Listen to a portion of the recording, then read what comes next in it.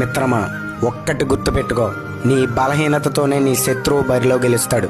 ఆ ఛాన్స్ వాడికి ఇవ్వకూడదు. ఇదే సంఘటన మన ఆటో డ్రైవర్లకు జరుగుతుంది. ఈ ఆన్లైన్ యాప్స్పై పోరాడడానికి మనం ఒక్కలే ఉంటే సరిపోదు, మనకి అందరి ఆన్లైన్ డ్రైవర్ల సహకారం కావాలి. కానీ అందరూ సహకరించట్లేదే. ఇదే మన వీక్నెస్.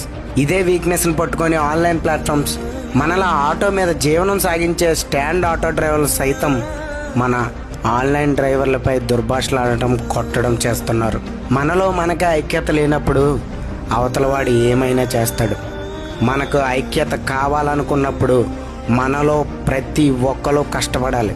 మన గ్రూప్లో యాడ్ చేయడం, సభ్యత్వం కట్టించడం చేస్తే మన సంఘం బలపడుతుంది.